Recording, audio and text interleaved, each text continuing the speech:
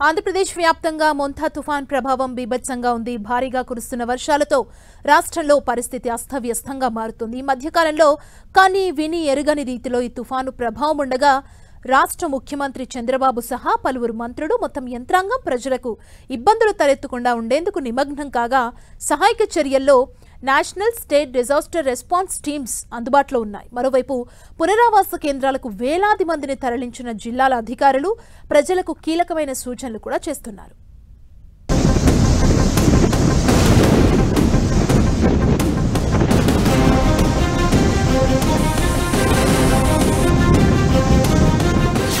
ఆంధ్రప్రదేశ్ పై Montha terror.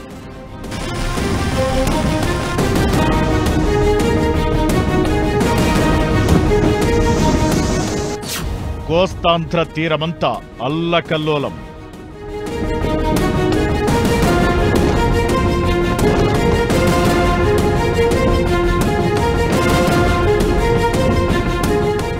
Montha తుఫాన్ దాటికి ఉత్తరాంధ్ర నుంచి కోస్తా తీరమంతా వణికిపోయింది.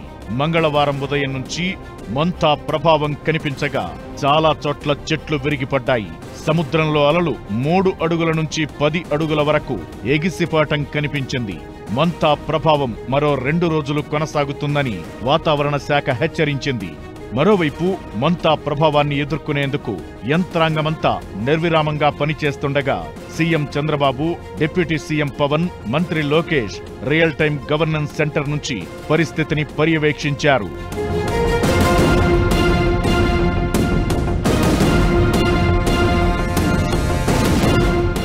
మరోవైపు రైల్వే శాఖ 107 రైళ్లను రద్దు చేసింది. అలానే పలు విమాన సర్వీసులు కూడా రద్దయ్యాయి.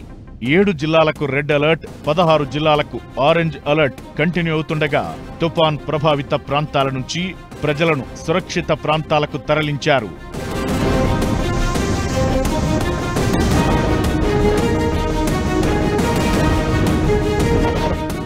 Visakhapatnam railway under pass bridge దగ్గర భారీగా నీరు చేరగా నెల్లూరు హైవేపై మంగళవారం ఉదయం నుంచే భారీగా వరద నీరు చేరడంతో వాహనాలు చిక్కుకుపోయాయి.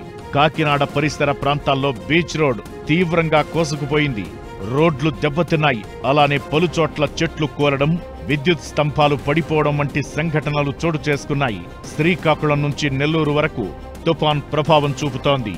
ఏలూరు, కాకినాడ, మచిలీపట్నం, విజయవాడ, గుంటూరు, బాపట్ల, తెనాలి, చీరాల, ఒంగోలు, నెల్లూరు, గూడూరు ప్రాంతంలో లోతట్టు వాసులను సురక్షిత ప్రాంతాలకు తరలించారు.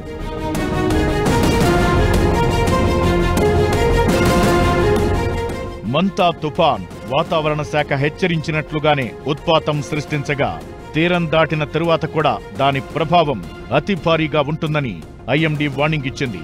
దీంతో రాగల 48 గంటల వరకు ఏపీలోని పలు జిల్లాల్లో ఫ్లాష్ ఫ్లడ్స్ ప్రమాదం పొంచి ఉంది. కాకినాడ యానాంలో ఉప్పెన ప్రమాదం ఉందని హెచ్చరికలు జారీ అయ్యాయి.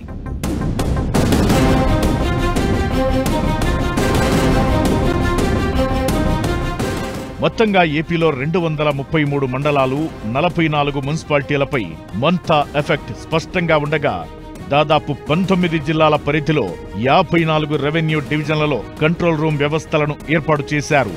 మరోవైపు ప్రజలు బయటకు రావద్దని హెచ్చరికలు జారీ చేశారు.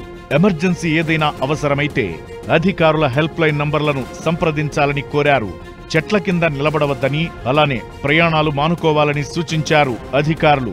అత్యవసర మందులను జాగ్రత్త చేసుకోవాలని, విద్యుత్ సరఫరా గురించిన సమాచారం తెలుసుకుంటూ బాధ్యతగా వ్యవహరించాలని తుఫాన్ని దృష్టిలో పెట్టుకుని పలువురు సూచిస్తున్నారు.